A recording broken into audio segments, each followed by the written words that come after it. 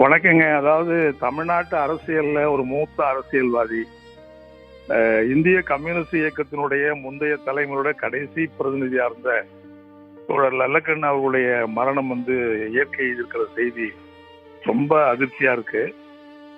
உண்மையிலேயே சொல்ல போனா தமிழ்நாட்டில் ஏறக்குறைய 100 ஆண்டுகள்ல ஒரு 80 ஆண்டு காலம் தமிழ்நாட்டு அரசியல்ல தமிழ்நாட்டு மக்களோட, தமிழ்நாட்டு விவசாயிகள், விவசாய தொழிலாளிகள், சகல எழுத்தாளர்கள், படைப்பாளிகள், திரைத்துறை இருக்கிற எல்லாரோடையும் பயணப்பட்டிருக்கிற தமிழ்நாட்டில் மூத்த அரசியல்வாதிகளா இருக்கிற காமராஜர், பேரறிஞர் அண்ணா, பெரியார், கலைஞர் போன்ற, எம்ஜிஆர் போன்ற, ஜெயலலிதா போன்ற எல்லா தலைவர்களோடும் அந்யோன்யமா பழகி ஒரு அரசியல் இதை உருவாக்கின பெரிய தலைவர் அவரு.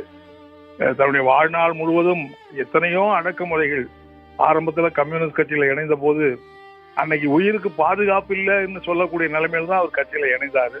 அந்த கட்சியில பணியாற்றினாரு. பல அடக்குமுறைகள், பல தாக்குதல்கள், பல்லாண்டு கால சிறை வாழ்க்கை, பல்லாண்டு கால தலைமுறை வாழ்க்கை என்கிற எல்லாத்தையும் ஏற்றுக்கொண்டு ஒரு கடைசி மூச்சு இருக்கிற வரைக்கும் அரசியல்வாதி எப்படி இருக்கணுங்கிறதுக்கான ஒரு முன்னுதாரணமாக வாழ்ந்தவர் தான் தோழர் நல்லக்கண்ணு அவர்கள். எளிமை, நேர்மை, எல்லாரோடையும் அன்போட பழகுவது, ஒரு தோழமைக்கு இலக்கணமா திகழ்வது என்கிற எல்லாத்துக்கும் ஒரு முத்திரை பைத்தவராக இருக்கிறவர் தான் தோழர் நல்லக்கண்ணு அவருடைய வாழ்க்கை. உண்மையிலேயே அவருடைய காலத்தில் நாங்கள்லாம் வாழ்றோங்கிறது தான் எங்களுக்கு பெருமையா இருந்தது. அப்படிப்பட்ட ஒரு இழப்பு என்பது இந்திய கம்யூனிஸ்ட் கட்சி, கம்யூனிஸ்ட் இயக்கத்துக்கு மட்டுமல்ல, ஒட்டுமொத்தமான தமிழக அரசியல் உலகத்துக்கு ஒரு பேர் இழப்பாக அமையும் என்றுதான் நான் இந்த நேரத்தில் தெரிவிக்க விரும்புகிறேன். அவருக்கு என் சார்பிலேயும் மார்க்சிஸ்ட் கம்யூனிஸ்ட் கட்சியின் சார்பிலேயும் நெஞ்சார்ந்த ஆழ்ந்த இரங்கலை தெரிவித்துக் கொள்வதோடு அவருடைய மகள் மற்றும் குடும்பத்தினருக்கு என்னுடைய ஆழ்ந்த இரங்கலையும் தெரிவித்துக் கொள்ள விரும்புகிறேன். நிச்சயமாக ஒரு தனக்கென வாழாத, ஒரு பிறர்க்கென வாழ்ந்த தன்மை உடையவராக இருந்திருக்கிறார் திரு நல்லக்கண்ணு அவர்கள். 101 வருடம் வாழ்ந்திருக்கிறார். அதுல பெரும்பான்மையான நாட்கள் மக்களுக்காக உழைப்பதற்கே செலவிட்டிருக்கிறார். அப்படிங்கறதெல்லாம் எத்தகைய தன்மையாக அமைஞ்சிருக்கு. தனக்கு கிடைச்ச ஒரு பரிசு தொகையை கூட தனக்குன்னு வச்சுக்காத ஒரு தலைவராக இருந்திருக்கிறாரு.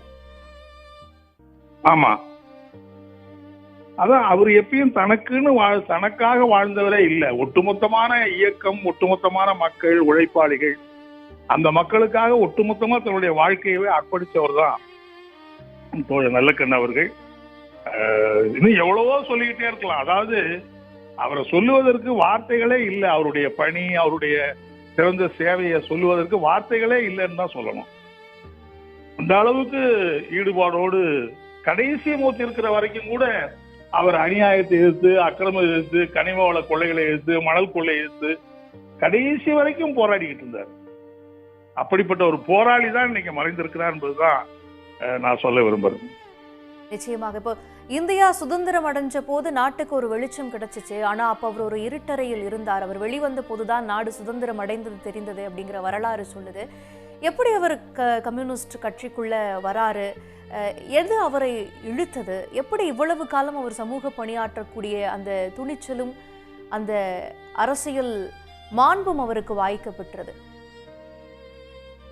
அவர் பள்ளிக்கூடத்துல படிக்கிற போது அவர் மாணவர் பருவத்திலேயே சுதந்திர போராட்டத்துல ஈடுபடுறது, அங்க இருக்கிற வஉசி, அவருடைய சொந்த மாவட்டத்துக்கு இருக்கிற வஉசி கலந்து கொள்கிற கூட்டங்கள்ல கலந்துகிட்டது, பல தலைவர்கள், தேசிய தலைவர்கள் பேசுகிற கூட்டங்கள்ல போய் கலந்து கொள்வதன் மூலம் சுதந்திர போராட்டத்துல ஈடுபட வேண்டும், இந்த நாடு சுதந்திரம் அடைய வேண்டும் என்பதற்கு அர்ப்பணிச்சுக்கணும். அப்புறம் படிப்படியா சுதந்திர போராட்டத்தில் இருக்கிற போது ஒரு முழுமையான சுதந்திரம், பொருளாதார சுதந்திரம் சேர்ந்து வரணும், அதுக்கு கம்யூனிஸ்ட் கட்சி தான் சரியான இயக்கம் என்று சொல்லி கம்யூனிஸ்ட் கட்சி தன்னை இணைத்துக்கிட்டார். அந்த நேரம்லாம் கம்யூனிஸ்ட் கட்சி தடை செய்யப்பட்டிருந்தது. யாரும் கம்யூனிஸ்டுகள் வெளியிலே இருக்க முடியாது.